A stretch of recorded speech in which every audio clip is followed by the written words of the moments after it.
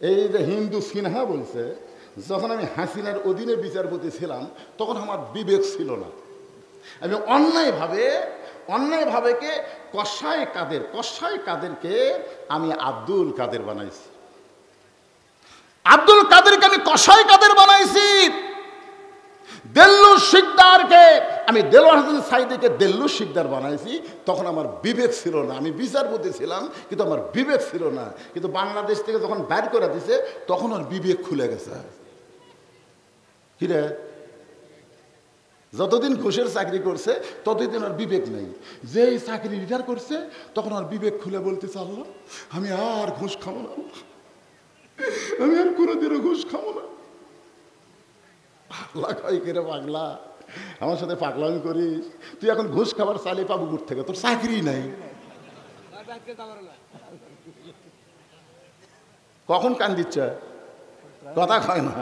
যখন হবে চামড়া ঢিল, আল্লাহর সাথে দিছে মিল।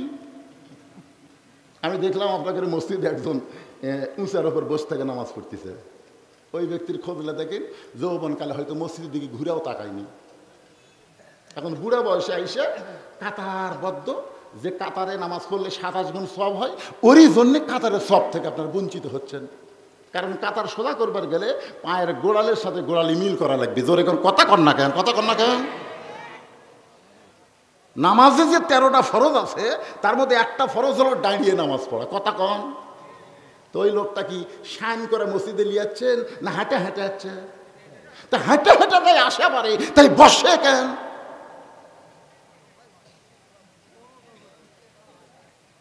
কি আল্লাহ কোরআনে বলেছেন, কুম আমর কুমরিল্লাহি কানিতিন। হাফেজ সাহেব আছে এখানে, হুজুর করে সভাপতি ঘুরে গেল কোন পাশে? এই যে হুজুর বসে আছে। আল্লাহ হুকুম করেছেন দাঁড়াও লিল্লাহি, আল্লাহর জন্য কানিতিন, আনুগত্য নিয়ে দাঁড়াও। সিয়ারত বসলে কোনোদিন আনুগত্য হয় না। সম্মানী লোককে দেখলে আমরা সিয়ার ছেড়ে দেওয়া আনুগত্য মনে করি, আর আল্লাহর সামনে আপনি সিয়ারত বসছেন, ইয়ার কি মারতেছেন? যে মিশিং চলে না, হঠাৎ চালু করবার গেলে আর বল বিয়ারিং সব জাম করে, কিন্তু চালু হয় না। কি জন্য হচ্ছে না? ওই মাঝে মধ্যে চালু করেনি তো, ওই হঠাৎ চালু করবার গেছে অতই সোজা। 7 বছর থেকে নামাজের তালিম দেওয়া লাগবে, 10 বছর থেকে জোর করে নামাজ ধরা লাগবে। ওই 7 বছরের তালিম পাইনি, 10 বছরের বাপ মারে কিছুই ধরায়নি, ওই বুড়া বয়সে এখন চামড়া ঢিল হচ্ছে, আল্লাহর সাথে মিল দিছে। বুড়া বয়সে বলতেছে, আল্লাহ আমি আর চুরি করবো না, আল্লাহ আমি আর জীবনে চুরি করবো না। আল্লাহ কই তোর চোখের পাওয়ার নাই, তুই হাঁটাই পারিস না, চুরি করবো কেমনে?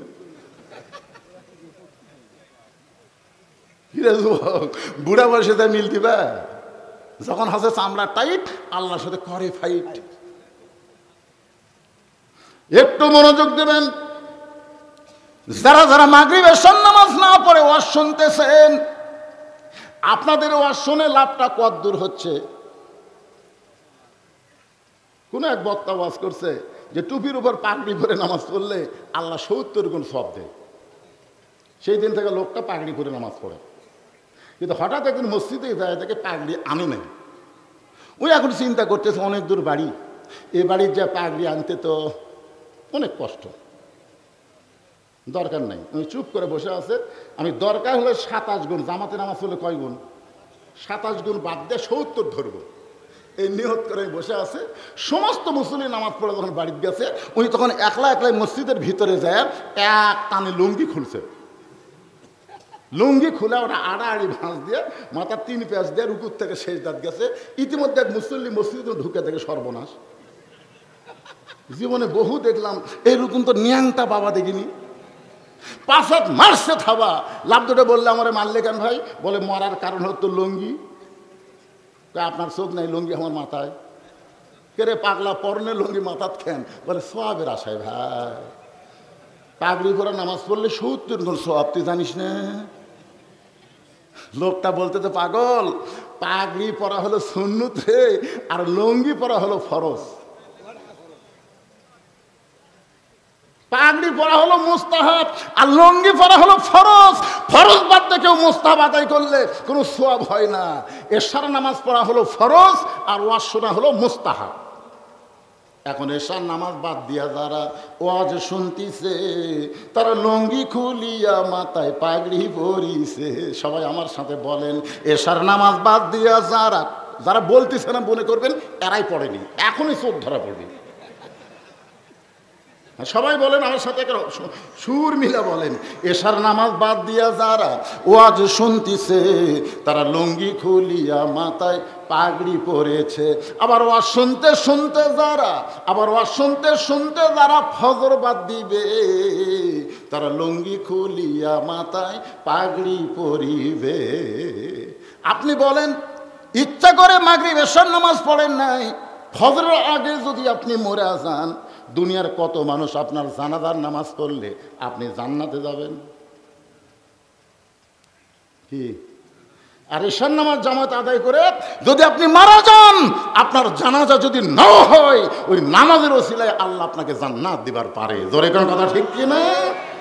এই জন্যে ওয়ামিলুস সালিহা, নেক আমলের 1 নম্বর নেক আমল হলো নামাজ। জোরে বলেন নাম কি? আরো জোরে।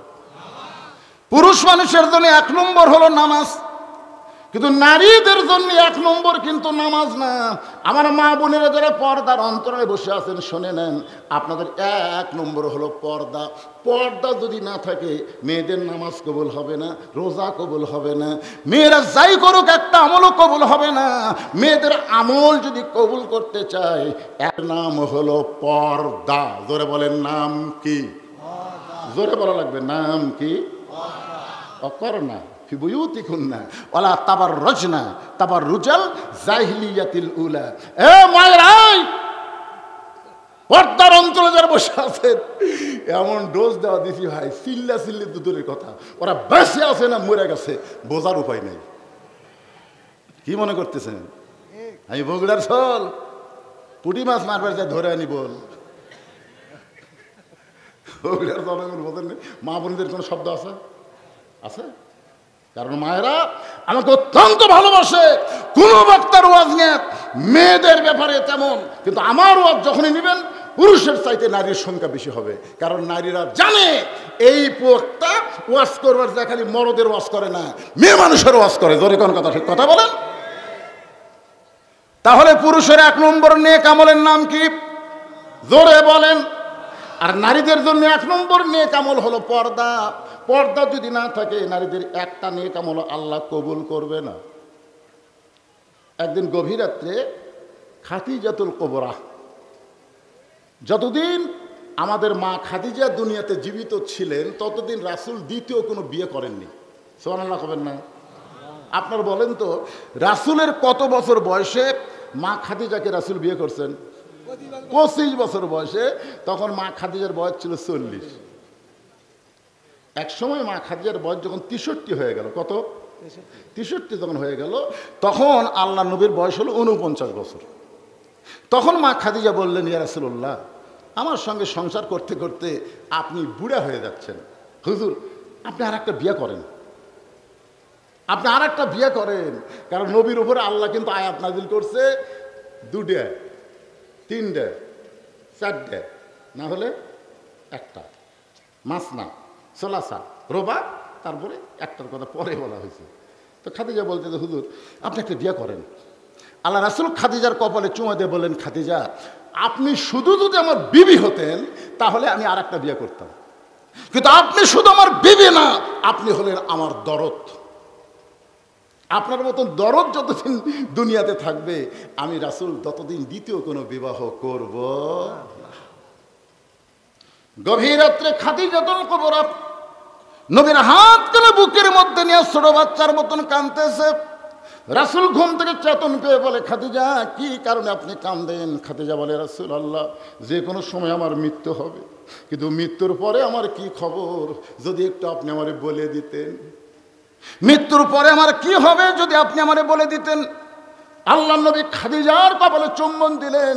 দুনিয়াতে থাকা অবস্থায় যেই ব্যক্তি মৃত্যুর কথা মনে করে আল্লাহ তার প্রতি খুশি হয়ে যায়। আপনাকে দুনিয়াতে থাকতে মরার কথা মনে হয়?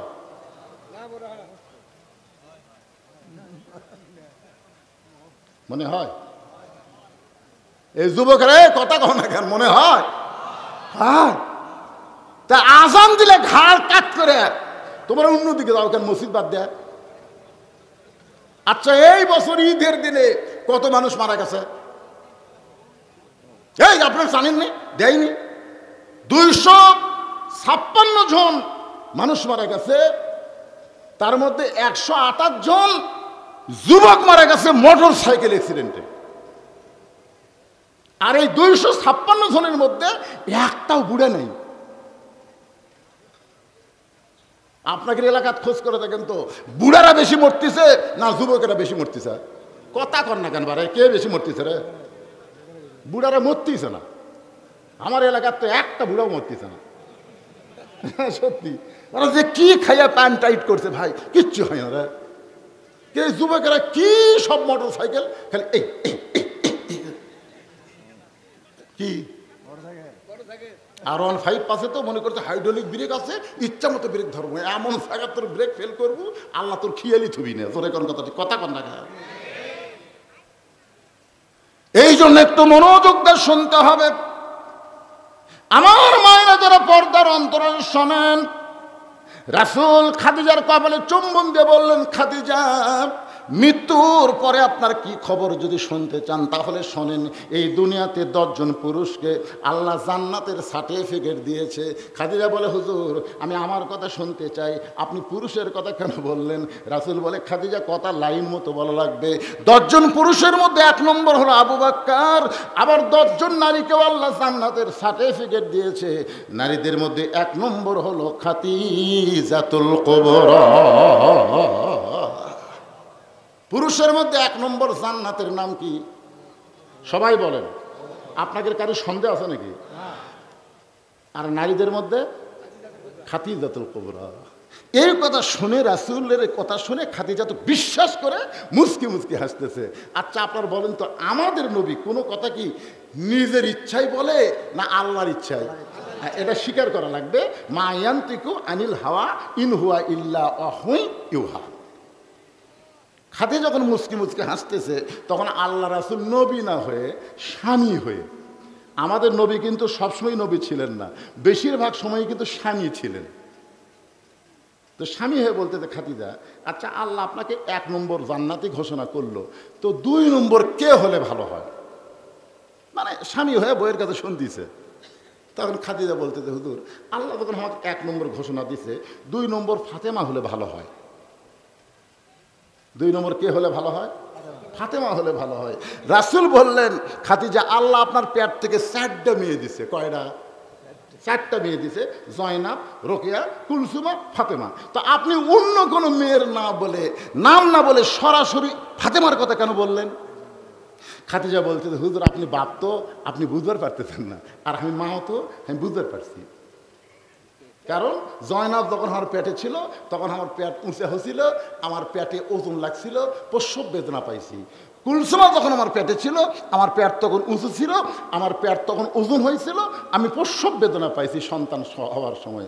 যখন রোকি আমার পেটে ছিল আমার পেট উঁচু হয়েছিল, পেটের ওজন হয়েছিল, বাচ্চা হওয়ার সময় আমার প্রসব ব্যথা হয়েছে। কিন্তু ফাতেমা যখন আমার পেটে ছিল তখন আমার পেট উঁচু হয়েছে, আমি অনুভব করেছি আমার পেটে সন্তান এসেছে।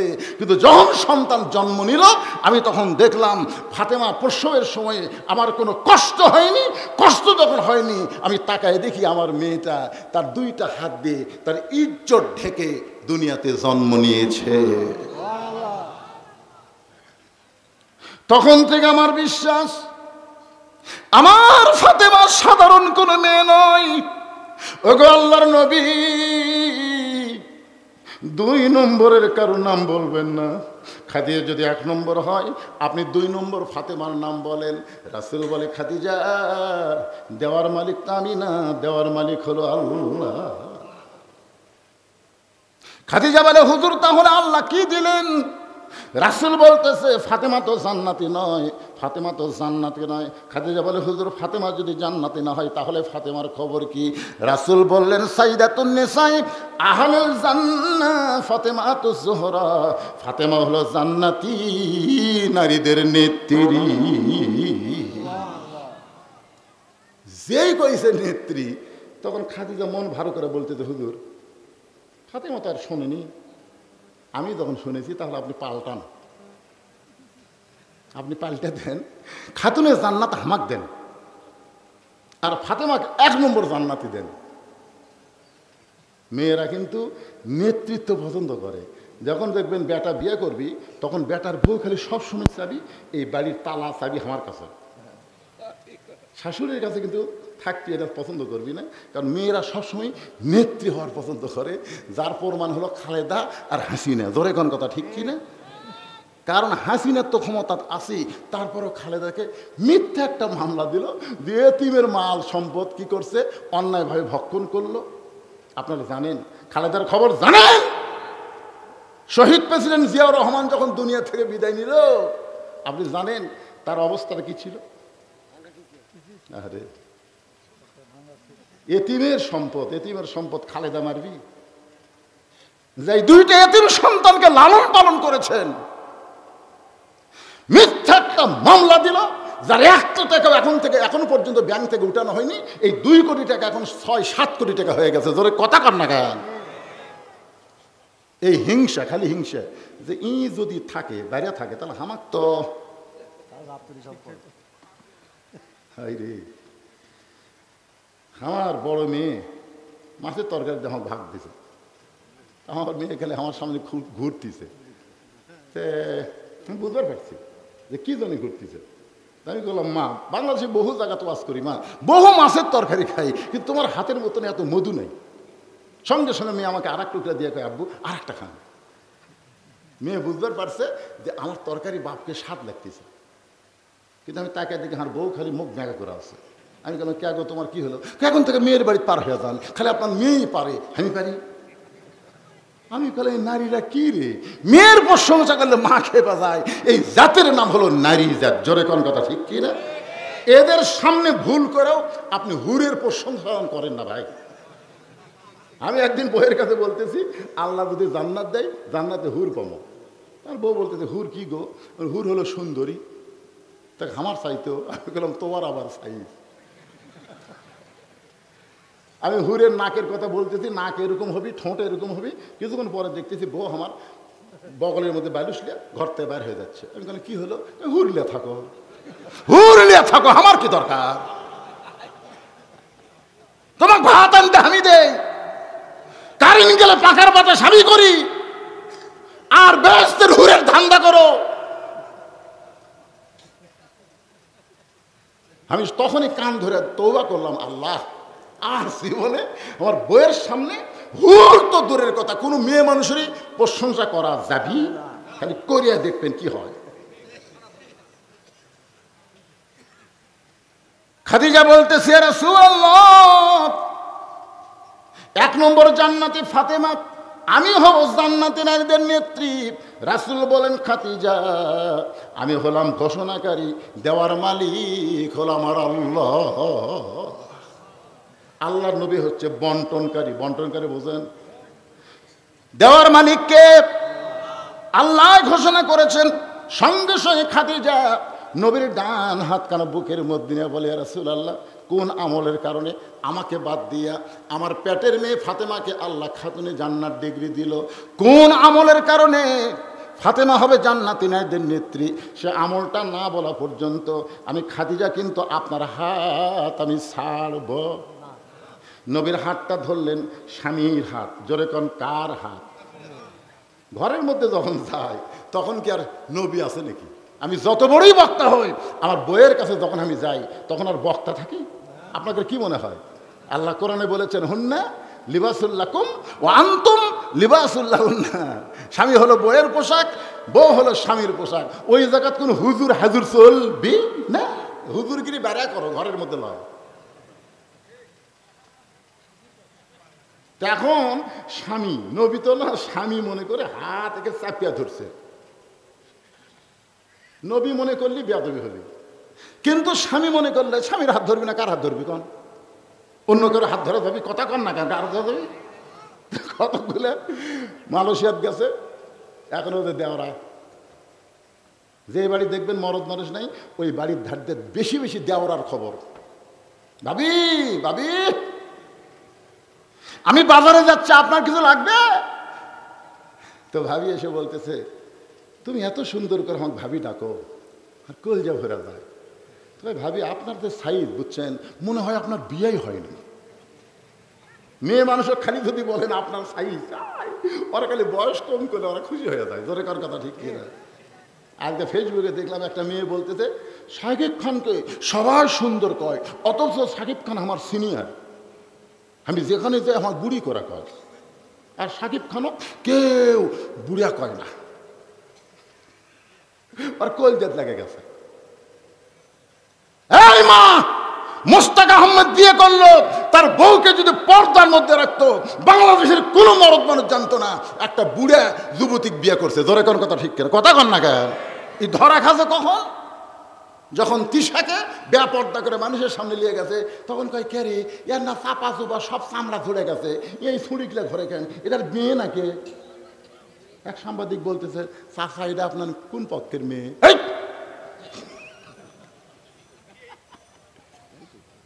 তে মেয়ে এলো, এটা কে? বউ। তখন সাংবাদিক বলতেছে, এই বুড়া দেখ হচ্ছে, এটা বউ, তুমি কত কি? সত্যি আমরা প্রেম করে বিয়ে করছি, খালি লাগতি মারা।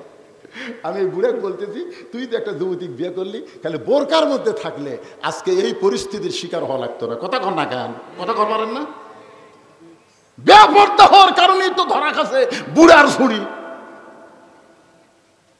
আমি বলতেছি, রে নায়িকা, তুমি যদি তোমার দেহ প্রদর্শন না করতে, তাহলে দুনিয়ার কেউ জানতো না তুমি বুড়ি না ছুরি। কারণ পুরুষ মানুষ বাহিরে থাকবে, নারীরা ভিতরে থাকবে। পুরুষকে আল্লাহ মাটি দিয়ে তৈরি করেছে, পুরুষ যত বাহিরে থাকবে তত আল্লাহ পুরুষত্ব বাড়ায় দিবে। এই জন্য আল্লাহ বলেছেন মসজিদের মধ্যেও পুরুষ থাকতে পারবে না। ফাইজা কুদিয়াতিস সালাত ফান্তাশিরু ফিল আরদ, নামাজ যখন হয়ে যাবে তখন পুরুষকে আর মসজিদে থাকা চলবে না, মসজিদ থেকে বার হওয়া লাগবে। আর মেয়েদের জন্য আল্লাহ বলেছেন অকর্ণা ফি বুয়ুতিকুন্না।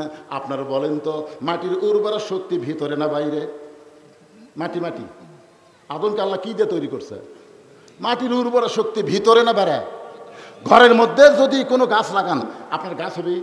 যতই সার খোল দেন হবে না, কারণ বাইরে হলো মাটি যত বেড়ে থাকবে তত মাটির উর্বরা শক্তি বেড়ে যাবে। আর হাড়ের সৌন্দর্য ভিতরে না বাইরে? হাড় হাড় হাড় বোঝেন না? আমাকে দেহের যে হাড়গুলো আছে, এই হাড়গুলো যদি অ্যাক্সিডেন্ট হয়ে কোনো জায়গার দাঁড় হয়, অন্য জায়গার চামড়া কাটায় নাও, হাড় কিন্তু ঢেকে দেয়। আপনারা বলেন তো, হাওয়াকে আল্লাহ কি দিয়ে সৃষ্টি করছে?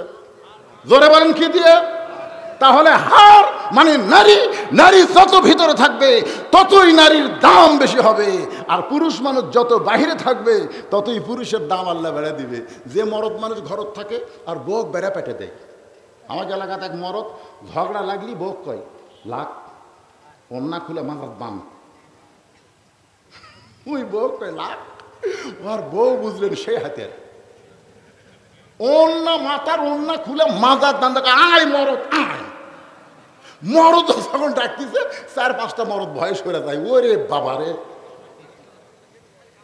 কি মনে করতেছেন আপনাদের এই হাতিবান্ধা গ্রামে যখন ঝগড়া হয় মেয়ে মানুষের কণ্ঠ ধরে শোনা যায় না পুরুষের কণ্ঠ? কথা কন না কে? লাগতেছে বেল ওটা পর্যন্ত নয়। কার গা ভালো লাগতেছে একটা হাত তুলে আল্লাহ দেখেন। কোরআনের কথা বলতেছে ভাই, কার? লিল্লাহে তাকবীর, হাত নামান। এই যে দুটো খাড়া হচ্ছে সিজার করা, এই দুটো খোঁজলে দেখেন এরা হলো সিজার করা। সিজার করা বাচ্চারা স্থির হয় না, এরা অস্থির হয়। কারণ পেট কেটে বার করে ঘুম ভাঙিনি। এখন ঘুম ভাঙার এইরকম একটা ঘুরেন দেয়, এই ঘুরেন শুনে মাথার ঝাঁকি খায় কেন্দ্রে ওঠে। এই জন্য এরা করে জায়গা বেশিক্ষণ থাকবার পারে না, মোবাইল ছাড়া ভাত খায় না। ধরে কথা কন না কেন? হ্যাঁ, তা আমি এখন সূরা আসরের 4টা বিষয় ওয়াজ করব, তাতে রাত 6টা বাজুক অসুবিধা। কেবল 1 নম্বর ইমান বাদ দেয় ও আমিলুস সালেহার মধ্যে গেছি। এরপর অতাওয়া সাওবিল হক, হক কথা আজকে বলাই লাগবে, জোরে কোন কথা ঠিক কিনা? আর হাসিনা নেই, এখন কোরআনের মাহফিলের কোনো অনুমতিও লাগে না, জোরে কোন কথা ঠিক কিনা? তারপরে আছে অতাওয়া সাহাবী সবর। সবর মানে ধৈর্য, একটু ধৈর্য নিয়ে কথা শোনাও লাগবে, জোরে কোন ঠিক? হ্যাঁ, যেহেতু এই মুহূর্তে আমি আপনাদেরকে আল্লাহর কুদরত দেখানোর জন্যে, আল্লাহর কুদরত আপনাদের সামনে প্রদর্শন করার জন্যে এই মাদ্রাসা থেকে 2টা ছেলে 30 পারা কোরআন হেফজ করছে। আপনারা প্রত্যেকটা মাহফিলে দেখেন প্রধান বক্তা আসেই ওই বাচ্চাদের মাথায় পাগড়ি দিয়ে তারপরে ওয়াজ শুরু করে। কিন্তু আমি যখন এখানে আসছিলাম তখন মানুষ এত ছিল না, ছিল? তাহলে আজকে এই বাচ্চাদের মাথার পাগড়ি দিব, 500 জন দেখবেন, 1000 জন দেখবেন না, তা হবে না। এই মাদ্রাসায় যে আপনারা দান করতেছেন, মাদ্রাসায় যে আপনি টাকা দিচ্ছেন, এই টাকা কি হচ্ছে এইটা আপনাদের দেখা দরকার, জোরে কোন কথা ঠিক কি না? তাহলে পেশাবখানা, পায়খানা, বিল্ডিং বানায় কাম হবে না। এই মাদ্রাসা থেকে 2টা সন্তান 30 পারা কোরআন হেফজ করে কোরআনের পাখি দেখলি নেকি, জোরে কোন সুবহানাল্লাহ। এখন আপনাদের সামনে এই 2টা কোরআনের পাখিকে প্রদর্শন করা হবে। কোথায় 2 ময়না? কোথায়? নাই, এখানে নাই? মাশাআল্লাহ, মাশাআল্লাহ। এই সময় ওটা বসা করলে কলজাত কিন্তু খালি জ্বলে যাচ্ছে ভাইরে। বগুড়া দেখে আমি কিছু বলতেছি না, এই ওয়াজ খালি পাবনা থলে এইরকম উল্টা বসা করবেন কেন? কোরআনের পাখি বোঝেন, 30 পারা কোরআন যেখান থেকে খুশি এদেরকে ধরলে ওরা পাখির মতন গদগদ করে বলে যাবে, ধরে কোন কথা ঠিক কিনা? আপনারা কবিতর দেখছেন? কবিতর যখন বাঁকে তখন কেকার বাঁকে, বাঁকে না, মাথা ঝোঁকায় না? খালি সকালবেলা এসে দেখবেন এই মাদ্রাসা এরাও কবিতর খালি ঝুঁকতিছে আর বাঁকতিছে, ধরে কোন কথা ঠিক কিনা? ভাইজান, গোটা 30 পারা কোরআন যাদের সিনার মধ্যে ঢুকলো, আমি তাদের মাথায় একটু পাগড়ি পরায় দেই। এ বাচ্চাগুলোর দিকে আপনারা একটু তাকায় থাকেন ভাই। আমার খালা তো বোনের একটা মেয়ে হয়েছে, খালা আমাকে মোবাইল করে বলতেছে, বাবা বহু চেষ্টার পরে আল্লাহ আমাকে একটা নাতনি দিছে, নাতনি তুমি একটা ভালো নাম রাখো, আলেম মানুষ। আমি বললাম, খালা ভালো নাম এই মুহূর্তে আমার মুখত আসতেছে হাসিনা। সেই কষি হাসিনা, আমার খালা সেই গরম, কেন তুই আলেম না জালেম রে? এই তুই বললে একটা ভালো নাম আর তুই খুনি হাসিনার নাম কোস, তার মানে বোঝা গেল আবু সাইদ মরে নাই, প্রত্যেক পাড়ায় পাড়ায় আবু সাইদের জন্ম হবে, ধরে কোন কথা ঠিক কি না?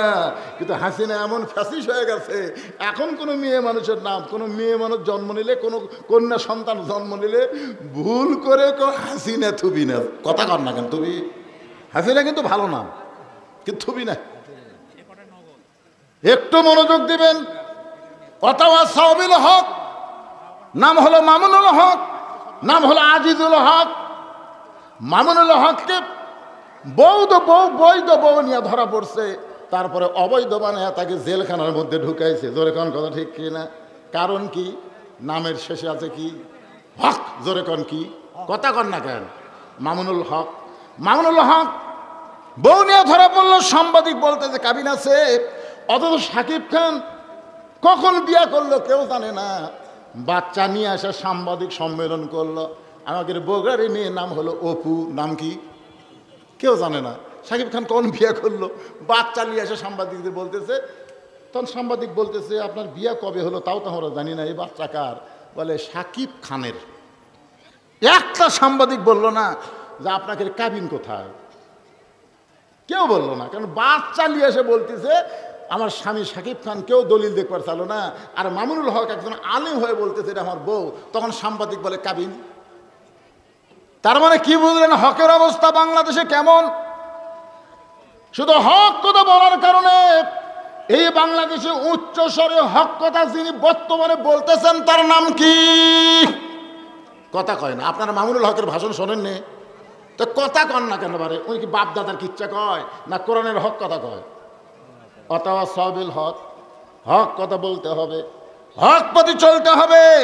হক পথে চলতে গেলে নানা রকম বিপদ আপদ আল্লাহ বলতেছেন, ওয়ালা নাবলুওয়ান্নাকুম বিশাইয়্যিম মিনাল খাউফি ওয়াল জুই অনাকসিম মিনাল আমওয়ালি ওয়াল আনফুসি ওয়াস সামারাতি ওয়াবাশশিরিস সাবিরিন ওয়াতাওয়াসাবিস সবর। এবারে কিন্তু প্রথম বাচ্চা হচ্ছে একটা মেয়ের, বিয়ার পরে প্রথম বাচ্চা হচ্ছে। আপনারা বলেন তো, বাচ্চা হওয়ার সময় মায়েদের ধৈর্য ধরার দরকার আছে না নাই? এই ধৈর্যের শিক্ষা কে দেয়? দাদি নানি মায়েরা দেয়, যে মায়ের পায়ের তলে সন্তানের জান্নাত। তোর পেট থেকে বাচ্চা দুনিয়াতে আসতে তোর কষ্ট হবি, প্রসব ব্যথা হবি, রক্ত বার হবি, খবরদার চিল্লি দান করিস না। চিল্লি করলে আশেপাশের লোকজন মনে করবি এটা কেমন মাওরে, বাচ্চা হওয়ার সময় গোটা গ্রামের লোক জানলো। আপনারা বলেন তো, যেগুলো বাচ্চা নর্মালি হচ্ছে মায়ের কষ্ট হয় কি হয় না? কতক্ষণ মায়ের কষ্ট হয় না ভাই জান? হ্যাঁ, আমার দাদি আমারই কইছে, ভাই তোক যখন বার করলাম মায়ের পেট থেকে, তোর মাথা লম্বা হয়ে গেছিল, মানে বার করার সময় মাথা কি হয়ে গেছিল, পরে থেবে আমার মাথা গোল করছে। আমার দাদি আমার সাথে গল্প করছে, চিন্তা করেন। আরে বাবা বলতি একটা ওয়াজ করতেছি তখন সেটা। এখন চিন্তা করেন, দাদি নানি এসে বলতেছে ধৈর্য ধর, কিন্তু প্রসব ব্যথা তো আর জানেন, এইবারে প্রথম বাচ্চা হবে, প্রসব ব্যথা তখন শুরু হয়েছে, তখন ধৈর্য ধরা তো দূরের কথা, মরে যাবো, বিষ খাবো, গলা ধরে দেব। দাদি নানিরা বলতেছে কেরে কি, এত কষ্ট সহ্য করা যাবে না দাদি, মরে যাবো, বিষ খামো, গলা ধরে দেবো। দাদি নানি ধাক্কা ঘর দেওয়া যায়, ধৈর্য ধর, অত সবই সবর, ধৈর্য ধর। তুই জানিস না মায়ের পায়ের তলে সন্তানের জান্নাত? ধৈর্য না ধরলে তোর পায়ের তলে জান্নাত কেমনে হবে? ধৈর্য ধর। এমন কিছু বুঝাইছে, এখন ধৈর্য নিয়ে শুয়ে পড়েছে, বাচ্চা কোন ধাত্রী ধরবে, এমন সময় ঠান্ডা পানির মধ্যে নরম কাপড় চুপড়াইয়া কপালের উপরে দেয় আর বলে ধৈর্য ধর। এদিকে বাচ্চা ধাইমা ধরতেছে, খুব খেয়াল করবেন। মা কি করবে, ধৈর্য ধরার কারণে দাঁতের উপর দাঁতে করতেছে, এমন সময় বাচ্চা ধাত্রী টেনে বের করেছে, বাচ্চা ম্যা বলে কাঁদতেছে। কিন্তু বাচ্চা কাঁদলে কি হবে, ওই সময় মায়ের কোনো হুঁশ নাই, মায়ের কোনো হুঁশ নাই। বাচ্চার গোসল করানোর পর ওই বাচ্চা যখন মায়ের বুকে রাখে, এমন সময় বাচ্চার পরশে মা হুঁশটা ফেরত পায়। বাচ্চাকে দেখার সঙ্গে সঙ্গে মা তার সন্তানকে মুখের কাছে নিয়ে এসে যখন চুমা খায়, দাদি নানি তিরস্কার করে বলে, ও তোকে কষ্ট দিয়ে দুনিয়াতে আসলো, ওর কষ্টের কারণেই তুই বলেছিলি গলার দড়ি দিব, বিষ খাবো, মরে যাবো, তারে তুই কেন চুমু খাস, লাত্তি মাইরা ফেলে দে, এরে বুক থেকে লাত্তি মাইরা ফেলে দে। তখন এরা কিছুই বোঝে না, আমি সব বলবো হইতো, একটু ধৈর্য ধরা যাবি না, অত সবে সবর উপর ওয়াজ হচ্ছে। চিন্তা করে দেখেন ভাইজান, তখন মা কি বলতেছে, মা বলতেছে দাদি এমন করে বলবেন না, এমন করে বলবেন না, এত কষ্ট দেওয়ার পরে এই বাচ্চাকে যখন বুকের উপরে রাখছি, বুকের উপরে বাচ্চা রাখার পরে মুখে একটা চুমা দেওয়ার সঙ্গে সঙ্গে আমি সব কষ্ট ভুলে গিয়েছি। আজকে বাংলাদেশে 15 বছর যারা কষ্ট পাইছে, নির্যাতন হয়েছে, ভালো মানুষকে জেলখানায় ঢুকাইছে, ভালো মানুষগুলোকে হত্যা করেছে, অনেক মানুষ বাড়িতে থাকতে পারে নাই, অনেক মানুষ তারা বাড়ি ঘর ছেড়ে ঝোপ জঙ্গলের মধ্যে থাকছে। জোরে কোন কথা ঠিক কিনা? কারণ প্রসব বেদনার সময় মা যেমন ধৈর্য ধারণ করেছে, হাসিনার 15 বছর এমন প্রসব বেদনার মতন আমরাও ধৈর্য ধারণ করেছি, আমরা ধৈর্য ধারণ করেছি। এখন আমরা একটু শান্তি পাওয়ার চাই। মা সন্তান বুকে নিয়ে যেমন শান্তি পাইছে, আমার মুসলমান কখন শান্তি পাবো? যখন কোরআনের শুধু ওয়াজ শুনবো না, এই কোরআন অনুযায়ী যখন চলার নিয়ত করব, এই কোরআন অনুযায়ী চলার নিয়ত যখন করব, বাংলাদেশের জাতীয় পতাকার সঙ্গে সঙ্গে কলেমার পতাকা যখন পথ পথ করে বাংলার জমিনে উড়বে, ওই সময় আমরা শান্তি পাবো, আমাদের সব কষ্ট আল্লাহ দূর করে দিবে। এখন বলেন, শুধু কোরআন শুনবো না বাস্তবে আমল করার চেষ্টা করব? বাস্তবে আমল করার চেষ্টা যদি করেন, তাহলে কোরআন বিজয়ের আন্দোলনে আমাদেরকে অংশগ্রহণ করা লাগবে। 3 দল কোনো সময় চাবে না এই কোরআন বাংলার জমিনে বিজয় হোক।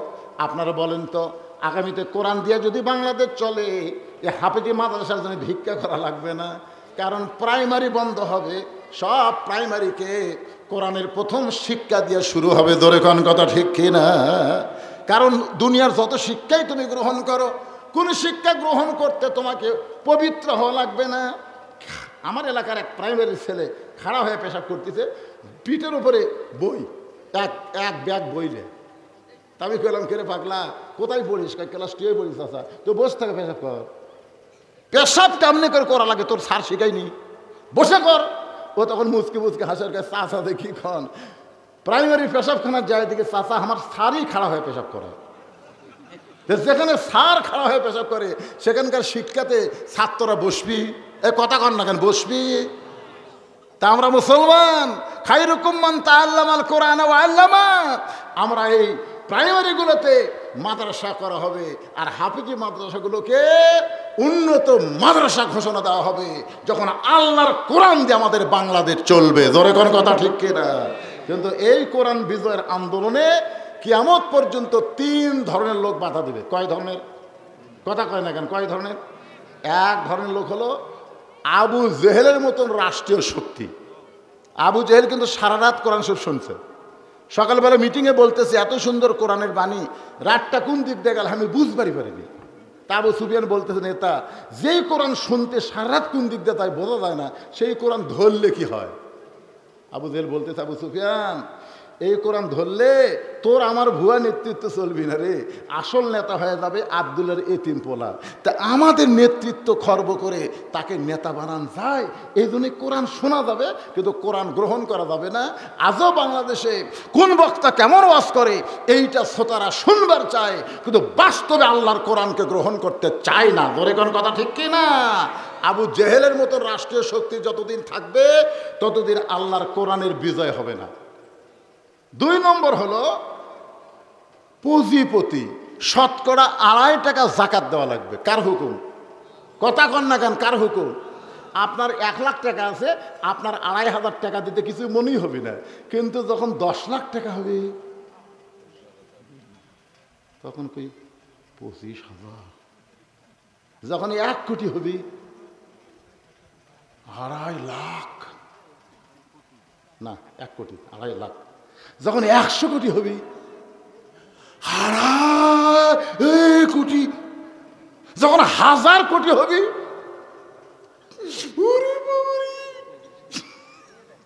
চিন্তা করছে রে, চিন্তা করছে। আজকে আমাদের বাংলাদেশে 1000 কোটি টাকার মালিক কমপক্ষে 2000 আছে, কমপক্ষে। আমি কমপক্ষে বলছি। এখন 1000 কোটির যদি এত কোটি 25 কোটি টাকা জাকাত দেওয়া লাগে, তাহলে 2000 লোকেরা যদি ওই 25 কোটি করে জাকাত দেয়, আপনার বলেন তো কত হাজার কোটি হবে? আর জাকাত এটা কিন্তু গরিবেরা ধনীর বাড়িতে যাওয়া লাগবে না, বরং ধনীরাই গরিবের বাড়িতে আসা দেওয়া লাগবে। ধরে কোন কথা ঠিক কিনা? হায় হায় রে, কোরআনের আইন চালু হলে তো গরিবের মোশন বাড়বি রে। ওরা না দরজা খুলে থাকবি আর আমাকে ফকিরের মতন যায় দেওয়া লাগবে। কতগুলো গরিব বলি, ভাই কিসের টাকা? জাকাতের টাকা। আমার এক দাদা ছিল, কোনো লোক যদি ইফতারের দাওয়াত দেয়, দাদা বলতে হ্যাঁ সারাদিন কষ্ট করে রোজা থাকে, তোকে ইফতার করে আমি সব দেবো নাকি? দাদা বুঝানি যায়নি যে ইফতার করলে সবের কম হবে। না ভাই তুই যতই কর, পানি খাই ইফতার কর মরে, তা পরের বার যে কিছু খাবো না। অনেক মানুষ আছে বুঝলেন, না খায় থাকবি কিন্তু জাকাতের টাকা শুনলে কিন্তু টাকা নিবি না। এরকম লোক আছে না নাই? জোরে কোন আছে না নাই? তো এখন 1 ব্যাগ টাকা নিয়ে লোকটা 7 দিন হলে ঘুরতেছে আর বলতেছে, আল্লাহ কোরআনের আইন যেখানে চালু থাকবে সেখানে ধনী হওয়ার চাইতে গরিব হয় ভালো। গরিবের আরামে বসে আছে আর আমি ফকিরের মতন ঘুরতেছি, একটা গরিবও টাকা নেয় না। মনের দুঃখে মরুভূমির মধ্যে গেছে, যা দেখে একজন বস্তা মাথাতে ঘুম পাড়তেছে। তো বেগেলা মনে করতেছে যে একবারে 7 দিন ঘুরে একটা গরিব পাচ্ছি, এ মনে করে বস্তালা সালাম দিছে, আসসালামু আলাইকুম। বস্তালা লাভ ধরে বলতেছে আলহামদুলিল্লাহ। বেগেলা কয়, কে রে ভাই, সালামের উত্তর আলহামদুলিল্লাহ। আমি তোমাকে সালাম দিলাম, তুমি ওয়ালাইকুম আসসালাম না বলে আলহামদুলিল্লাহ কেন? বলে ভাই 1 বস্তা টাকা লিয়া 15 দিন ঘুরতেছি রে, এখন পর্যন্ত গরিব পাইনি, গরিব না পাই মনের দুঃখে ঘুমাচ্ছি। তখন কে রে, তুই ঘুরিস 15 দিন, আমি ঘুরি 7 দিন, তাহলে গরিব? হ্যাঁ, কোরআন দিয়ে যখন বাংলাদেশ চলবে তখন সুদ ভিত্তিক অর্থনীতির কবর হবে, যাকাত ভিত্তিক অর্থনীতি চালু হবে। আল্লাহ গজবের দরজা বন্ধ করে রহমত আর বরকতের দরজা খুলে দিবে। জোরে কোন কথা ঠিক করে কথা বলেন। আপনি জানেন এ হাসিনা 15 বছর কত টাকা পাচার করছে জানেন? 28 লক্ষ কোটি টাকা। 28 লক্ষ কোটি। কথা কন না কেন আমার সাথে? কথা কন না কেন? এই নেতারা সব মিলে 28 লক্ষ কোটি টাকা বিদেশে পাচার করছে। খালি পাচার হওয়ার টাকাগুলো যদি ফেরত আনা যায় তাহলে 28 লক্ষ কোটি টাকার কত টাকা জাকাত হবে? তো ওরা কোনো সময় চাবি ওরা জাকাত না দিয়ে টাকা পাচার করবি, কিন্তু জাকাত দিবে না। এই জন্য কিয়ামত পর্যন্ত পুঁজিপতি এরা কোরআনের বিজয়ের বিরুদ্ধে চারণ করবি। জোরে কোন কথা ঠিক কিনা? 3 নম্বর হলো যারা ধর্ম লিয়া ব্যবসা করে। আমাদের বাংলাদেশে ধর্ম লিয়া ব্যবসা করা জায়গা আছে না নাই? সব গরু টরু লিয়া ট্রাকে গরু লিয়া কুটি যায়। আপনারা জানেন না কুটি যাচ্ছে? কেরে কুটি যাচ্ছে? কই বাবার দরবারে যাচ্ছি হুজুর দোয়া করবেন। তোর বাপ মা নাই?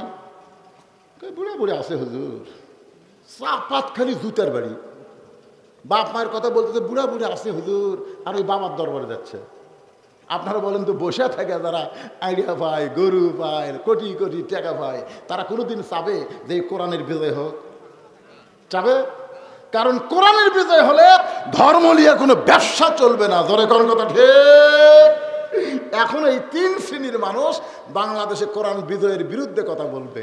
আপনার এলাকায় যারাই বলবে যে কোরআন দিয়ে রাজনীতি নাই, ইসলামে কোনো রাজনীতি নাই, বুঝবে এরা 3 দলের মধ্যে যে কোনো এক দল। আছে না নাই? এরকম লোক আছে না নাই? তো এই জন্য ভাইজান সূরা আসরের শেষ পয়েন্ট হলো সবর, ধৈর্য ধারণের শিক্ষা নিতে হবে। আল্লাহ যেন ধৈর্য ধারণের কারণে হাসিনা ফ্যাসিস্ট পতন হয়েছে, আগামীতে সব দেখা হলো শেষ, আমি যেন দেখতে পারি বিজয়ের কোরআনের বাংলাদেশ। জোরে কোন আমিন, আল্লাহুম্মা আমিন। আস্তাগফিরুল্লাহাল্লাযী লা ইলাহা ইল্লা হুয়াল হাইয়ুল কাইয়্যুম আতুবু ইলাইহি। আল্লাহুম্মা সাল্লি আলা মুহাম্মাদ, আল্লাহুম্মা বারিক আলা মুহাম্মাদ। সবাই বলেন আল্লাহুম্মা সাল্লি আলা মুহাম্মাদ, আল্লাহুম্মা বারিক আলা মুহাম্মাদ। কারো কোনো বক্তব্য নাই? তো আর নাই? আল্লাহুম্মা আমিন। আল্লাহুম্মা আনতাস সালাম ওয়া মিনকাস সালাম তাবারাকতা ইয়া যাল জালালি ওয়াল ইকরাম। আল্লাহ কিয়ামত পর্যন্ত হাতীবান্ধার হাফিজি মাদ্রাসাকে কবুল করে নাও। আল্লাহ মাদ্রাসার জায়গা জমি দিয়ে কবরে চলে গেছে, তার সন্তান দায়িত্ব নিচ্ছে। আল্লাহ আজকে অনেকে নগদে বাকিতে দান করেছে, সব দানগুলো জান্নাতের বিনিময়ে কবুল করো। রব্বির হামহুমা কামা রব্বায়ানি সগীর। আমাদের বাপ মা যাদের কবরে গেছে আল্লাহ আজকের মাহফিল ওসিলায় বাপ মার কবরকে জান্নাতের টুকরা বানায় দাও। আমার মায়েরা পর্দার অন্তরালে বসে শুনেছে, আবেদা সালিহা পর্দানিশি কবুল করো আল্লাহ। আমাদের মধ্যে আমরা যারা অসুস্থ আছি সুস্থতার নিয়ামত দান করো আল্লাহ। গোটা বাংলাদেশকে কোরআনের দেশ হিসেবে কবুল করে নাও।